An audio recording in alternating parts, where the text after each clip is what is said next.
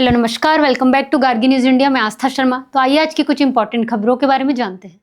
Jammu Kashmir blast updates. Jammu Kashmir के उपराज्यपाल ने घटना की जांच के आदेश दिए हैं। पुलिस ने पाकिस्तान आधारित किसी आतंकी संगठन की संलिप्तता के शरारती दावों को खारिज कर दिया है। इस आकस्मिक विस्फोट में कम से कम 9 लोगों की मौत और 32 लोग घायल हुए हैं। राहुल गांधी ने कांग्रेस की हार पर चर्चा करने के लिए खड़गे से भेंट की। नीतीश कुमार के नेतृत्व वाली एनडीए ने 243 सदस्यों वाली विधानसभा में 202 सीटों के साथ भरी जीत दर्ज की। भाजपा सिंगल सबसे बड़ी पार्टी के रूप में उभरी, जिसे कुल 89 सीटें मिली। महागठबंधन को करारी हार का सामना करना पड़ा, इसे केवल 35 सीटें मिली। अरुणाचल प्रदेश के तिराप में यूएलएफए का कैडर सुरक्षा बलों के समक्ष आत्मसमर्पण। अधिकारियों की रिपोर्ट के अनुसार कैडर को आगे की कानूनी प्रक्रिया और पुनर्वास उपायों के लिए पुलिस के सुपुर्द कर दिया गया है, जो स्थापित मानदंडों के अनुसार होंगे। एंटी कन्वर्जन कानून। अरुणाचल प्रदेश ने ड्राफ्ट नियमों की समीक्षा के लिए पैनल के प्रमुख की नियुक्ति की। गुवाहाटी उच्च न्यायालय ने सितंबर 2024 में राज्य सरकार को अरुणाचल प्रदेश धर्म स्वतंत्रता अधिनियम 1978 को लागू करने के नियमों को अंतिम रूप देने का आदेश दिया था। अरुणाचल प्रदेश में भारतीय सेना गजराज कोर ने विकसित किया हाई एल्टीट्यूड मोनोरेल सिस्टम। भारतीय सेना के गजराज कोर ने अरुणाचल प्रदेश के कामेंग हिमालय क्षेत्र में 16,000 फीट की ऊंचाई पर संचालित होने वाले एक स्वदेशी हाई एल्टीट्यूड मोनोरेल सिस्टम तैयार किया है। यह प्रणाली कठिन पर्वतीय इलाकों में सेना के संचालन और लॉजिस्टिक सपोर्ट को और अधिक तेज और सुरक्षित बनाएगी। मुंबई नगर निगम चुनाव में कांग्रेस ने अकेले लड़ने के संकेत दिए। मुंबई कांग्रेस के अध्यक्ष वर्षा गायकवाड़ ने कहा कि हमें कांग्रेस पार्षदों की जीत सुनिश्चित करनी है। सभी 227 सीटों के लिए तैयारी करें। इसके साथ ही पार्टी ने स्पष्ट संकेत दिया कि वह मुंबई सिविक पोल्स में अकेले मुकाबला करने की योजना बना रही है। बिहार विधानसभा चुनाव। चिराग पासवान ने कहा, 2020 की हार के बाद एलजेपी को दोबारा खड़ा करने के लिए लड़ा। चिराग पासवान ने कहा कि उन्होंने एनडीए की बड़ी जीत पर नीतीश कुमार को बधाई दी और नई सरकार के गठन पर चर्चा भी की। उन्होंने यह भी जताई कि 2020 के चुनावी झटके के बाद एलजेपी को फिर से मजबूती से खड़ा करना उनके लिए एक बड़ी लड़ाई थी। सूरत में निर्माणाधीन बुलेट ट्रेन स्टेशन का प्रधानमंत्री मोदी ने किया निरीक्षण। प्रधानमंत्री नरेंद्र मोदी ने सूरत में बन रहे बुलेट ट्रेन स्टेशन की प्रगति का जायजा लिया। Mumbai Ahmedabad high speed rail corridor लगभग 508 किलोमीटर लंबा है, जिसमें 352 किलोमीटर हिस्सा गुजरात और दादरा एवं नगर हवेली में आता है, जबकि 156 किलोमीटर हिस्सा महाराष्ट्र में स्थित है। फरीदाबाद से जब्त किए गए विस्फोटकों को संभालते समय जम्मू कश्मीर पुलिस स्टेशन में दुर्घटनावश विस्फोट, 9 की मौत, 32 घायल। जम्मू कश्मीर के डीजीपी ने बताया कि फरीदाबाद से बरामद बड़ी मात्रा में विस्फोटक सामग्री को पुलिस स्टेशन के खुले क्षेत्र में सुरक्षित रखा गया था और उसे फॉरेंसिक लैब भेजे जाने की प्रक्रिया चल रही थी। इसी दौरान यह आकस्मिक विस्फोट हुआ। बिहार विधानसभा चुनाव। केरल में सीपीआई ने कांग्रेस पर लगाया बीजेपी दलों को एकजुट करने में असफल होने का आरोप। सीपीआई के राज्य सचिव एमवी गोविंदन ने एआईसीसी महासचिव केसी वेणुगोपाल पर आरोप लगाया कि उन्होंने बिहार की अपनी जिम्मेदारियों को छोड़कर 2026 केरल विधानसभा चुनावों से पहले राज्य की राजनीति में अपने लिए जगह बनाने पर ध्यान केंद्रित किया। चेन्नई विजयवाड़ा वंदे भारत एक्सप्रेस को 1 जनवरी 2026 से नरसापुर तक बढ़ाया गया। चेन्नई से विजयवाड़ा तक चलने वाली वंदे भारत एक्सप्रेस को अब 1 जनवरी 2026 से आगे नरसापुर तक विस्तारित किया जाएगा, जिसमें यात्रियों को बेहतर कनेक्टिविटी और तेज यात्रा सुविधा मिलेगी। चेन्नई निगम के सफाई कर्मियों के लिए मुफ्त भोजन योजना की शुरुआत। मुख्यमंत्री स्टालिन ने किया शुभारंभ। तमिलनाडु के मुख्यमंत्री एमके स्टालिन ने चेन्नई निगम के सफाई कर्मियों के लिए मुफ्त भोजन योजना की शुरुआत की। उन्होंने कहा कि यह योजना 6 दिसंबर से अन्य नगर निगमों और नगर पालिकाओं में भी लागू की जाएगी। बैंकॉक में एयरबस एशिया प्रशांत के अध्यक्ष आनंद स्टैनली ने बताया कि इस वृद्धि का बड़ा हिस्सा भारत और चीन की बढ़ती मांग से संचालित हो रहा है। एशिया प्रशांत क्षेत्र को अगले 20 वर्षों में 19,560 नए विमानों की आवश्यकता होगी।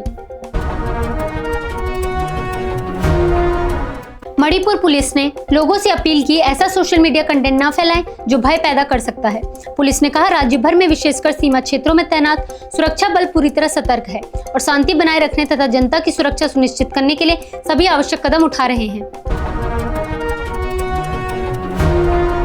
सहकारी संस्थाएं ग्रामीण भारत की रीढ़ हैं, कर्नाटक के मुख्यमंत्री ने कहा।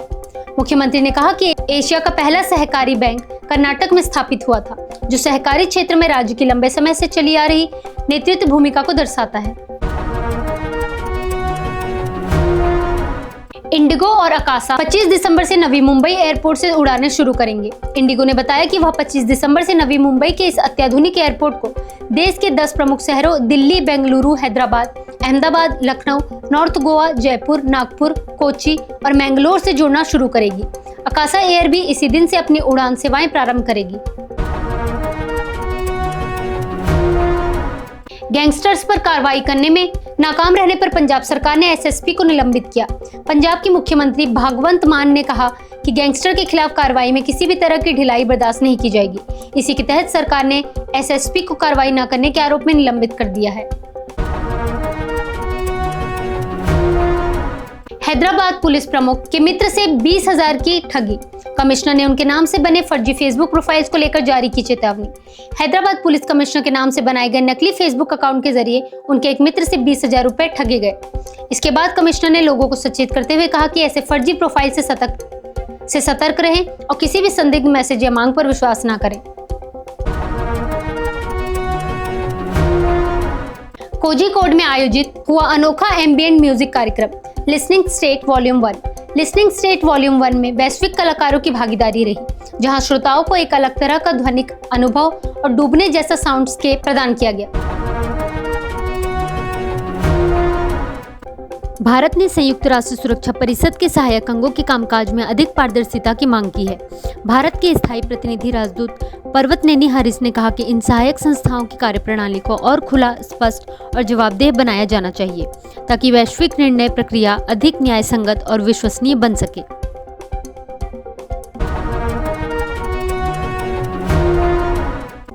भारत ने कहा कि वह WTO सुधारों का नेतृत्व करने को तैयार है, लेकिन किसी भी एजेंडा पर सभी सदस्य देशों की सहमति आवश्यक होगी। पीयूष गोयल ने जोर दिया कि दुनिया भारत के नेतृत्व को मानती है और भारत आगे भी ग्लोबल साउथ की आवाज बना रहेगा।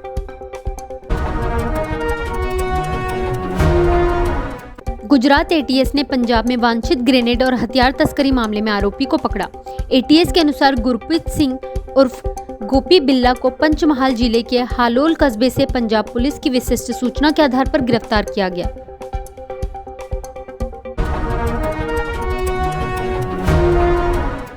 विदेश मंत्री एस जयशंकर ने अमेरिका में भारतीय राजनयिकों के सम्मेलन की अध्यक्षता की और द्विपक्षीय संबंधों की समीक्षा की। न्यूयॉर्क स्थित भारतीय वाणिज्य दूतावास ने एक्स पर पोस्ट करते हुए कहा कि उन्हें वाणिज्य दूतावास परिसर में डॉक्टर जयशंकर का स्वागत करने का सम्मान मिला।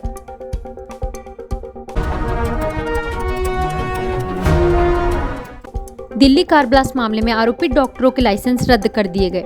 नेशनल मेडिकल कमीशन ने कहा कि इन डॉक्टरों का आचरण मेडिकल पेशे में अपेक्षित नैतिकता, ईमानदारी और जन विश्वास के मानकों के अनुरूप नहीं पाया गया, इसलिए उनके लाइसेंस रद्द कर दिए गए।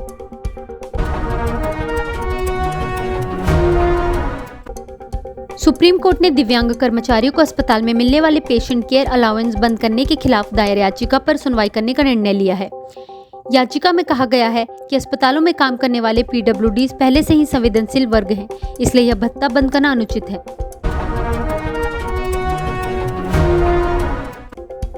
रूसी विदेश मंत्रालय की प्रवक्ता मारिया जाखारोवा ने बताया कि भारत के विदेश मंत्री संघाई सहयोग संगठन के राष्ट्राध्यक्ष परिषद की बैठक में शामिल होने के लिए एक आधिकारिक प्रतिनिधिमंडल के साथ मॉस्को पहुंचेंगे। यह बैठक 17-18 नवंबर को आयोजित की जाएगी।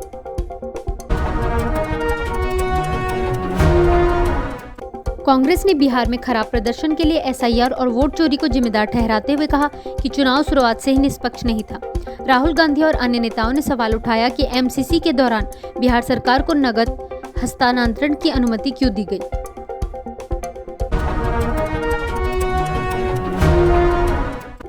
डोनाल्ड ट्रंप ने बढ़ती उपभोक्ता कीमतों के दबाव को कम करने के लिए बीफ, कॉफी और ट्रॉपिकल फलों पर लगने वाले टैरिफ हटा दिए हैं।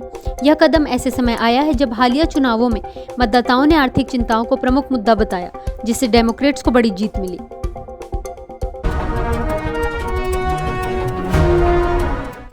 चीन ने ताइवान को लेकर बढ़ते विवाद के बीच अपने नागरिकों को जापान जाने से बचने की सलाह दी, जबकि टोक्यो ने चीन से उचित कदम उठाने को कहा।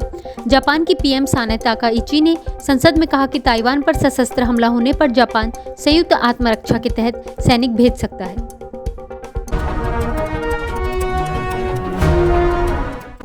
ब्राजील में COP30 जलवायु वार्ता के दौरान इंडिजिनस समूहों ने अपने अधिकारों और पर्यावरण संरक्षण की मांग करते हुए एक बार फिर सम्मेलन स्थल के प्रवेश को बाधित किया। सम्मेलन के CEO आना टोनी ने कहा कि बेले अब तक का सबसे समावेशी COP है, जहां 900 से अधिक इंडिजिनस प्रतिनिधि पंजीकृत हैं और उनकी आवाज सुनी जा रही है।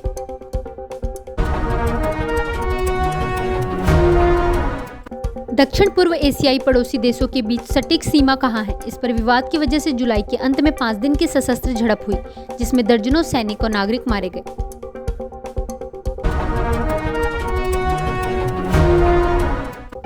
डोनाल्ड ट्रंप ने कहा कि वे अगले हफ्ते BBC के खिलाफ 1 से 5 अरब डॉलर तक के हर्जाने का मुकदमा कर सकते हैं। उनका आरोप है कि BBC ने उनकी 6 जनवरी 2021 की भाषण क्लिप को झूठे और भ्रामक तरीके से एडिट किया है, जिससे उनका नाम बदनाम हुआ।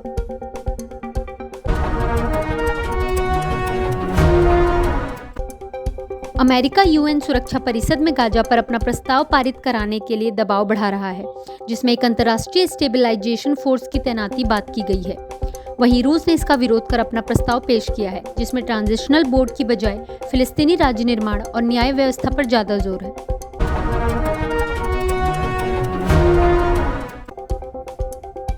अमेरिका ने लैटिन अमेरिका में ऑपरेशन साउदर्न स्पीयर नामक नई सैन्य अभियान की घोषणा की है, जिसका मकसद कथित नार्को टेररिस्ट जहाजों को निशाना बनाना है। उनके आंकड़ों के अनुसार सितंबर से लेकर अब तक करीब 20 समुद्री जहाजों पर हवाई हमले किए गए हैं, जिनमें कम से कम 76 लोग मारे गए।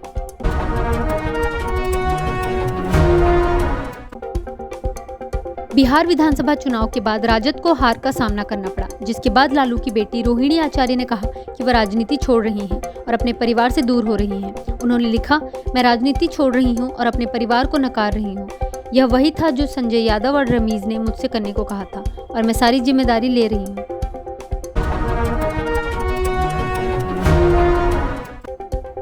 IPL 2026 में राजस्थान रॉयल्स और चेन्नई सुपर किंग्स के बीच बड़ा ट्रेड हुआ है। संजू सैमसन को CSK भेजा गया, जबकि रविंद्र जडेजा और सैम करन RR में शामिल हुए हैं।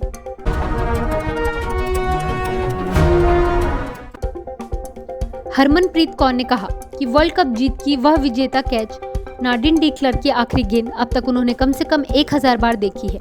उन्होंने बताया कि ये पल उनके लिए बहुत खास था, क्योंकि उन्होंने हमेशा वर्ल्ड कप जीतने का सपना देखा था और अब जब वो सच हुआ है तो हर बार उसे देखने पर वह खुशी होती है।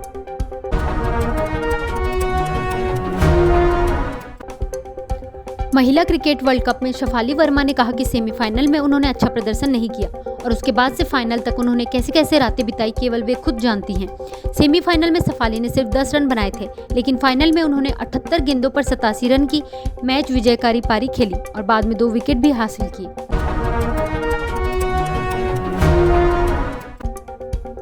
भारतीय कप्तान शुभमन गिल को पहले टेस्ट के दूसरे दिन गर्दन में स्प्रेन की वजह से रिटायर हर्ट होना पड़ा। BCCI ने पुष्टि की कि उन्हें नेक स्पाज्म हुआ है और उनकी स्थिति मेडिकल टीम द्वारा निगरानी में है और आज उनकी वापसी पर चोट की प्रगति के हिसाब से फैसला किया जाएगा।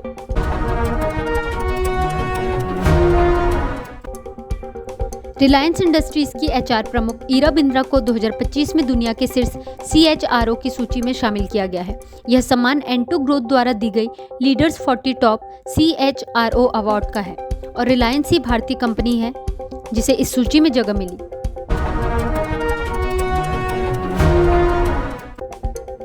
वैश्विक व्यापार व्यवधानों और टैरिफ के असर से जूझ रहे निर्यातकों को राहत देने के लिए RBI ने कई बड़े कदमों की घोषणा की है। RBI ने FEMA नियमों में ढील देते हुए निर्यात की प्राप्ति और धन वापसी की समय सीमा बढ़ाई है।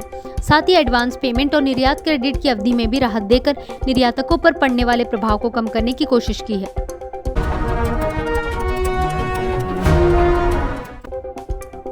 सेबी ने प्रस्ताव रखा है कि प्रस्ताव दस्तावेज का सारांश जारी करना अनिवार्य हो और उसके खुलासे को सरल व अधिक सुलभ बनाया जाए। यह कदम निवेशकों को बेहतर जानकारी उपलब्ध कराने और निर्णय प्रक्रिया में पारदर्शिता बढ़ाने के उद्देश्य से एक परामर्श पत्र के जरिए उठाया गया है।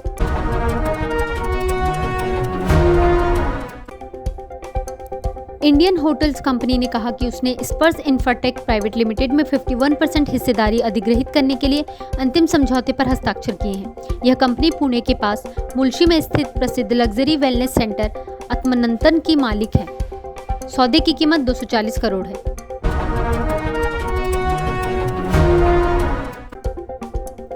गूगल ने घोषणा की कि वह 2027 तक टेक्सास में $40 अरब का बड़ा निवेश करेगा, जिसमें कई क्लाउड कंप्यूटिंग और आर्टिफिशियल इंटेलिजेंस इंफ्रास्ट्रक्चर का निर्माण शामिल है।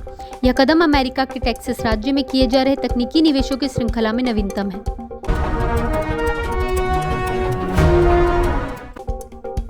अदानी समूह असम में लगभग 63,000 करोड़ का निवेश करेगा, जिसमें मुख्य रूप से उत्तर पूर्व का सबसे बड़ा निजी कोयला आधारित पावर प्लांट और नए पम्प्ड स्टोरेज सुविधाएं शामिल हैं। यह परियोजना राज्य में ऊर्जा अवसंरचना को बढ़ावा देने और बिजली उत्पादन क्षमता को सुदृढ़ करने के उद्देश्य से की जा रही है।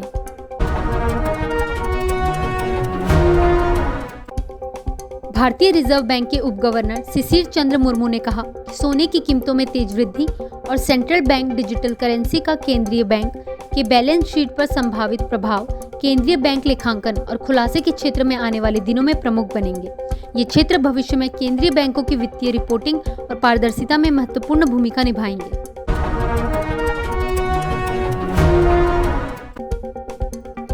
पाकिस्तान में लाहौर हाईकोर्ट के न्यायाधीश ने संवैधानिक संशोधन के विरोध में इस्तीफा दे दिया। लाहौर हाईकोर्ट के न्यायाधीश शम्स महमूद मिर्जा ने इस्तीफा देकर यह रिकॉर्ड बनाया कि किसी हाईकोर्ट से संशोधन कानून बनने के बाद पहला न्यायाधीश इस्तीफा देने वाला बन गया।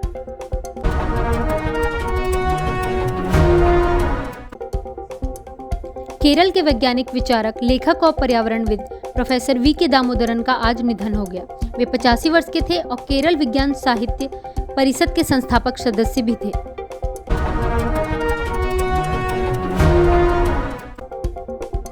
प्रधानमंत्री नरेंद्र मोदी ने कहा कि पुराना MY फॉर्मूला टूट गया है, अब इसका केंद्र है महिला और युवा। उन्होंने कांग्रेस और राजद पर छठी मैया का अपमान करने का आरोप लगाया और कहा कि ग्रैंड ओल्ड पार्टी में बड़ी टूट की संभावना है।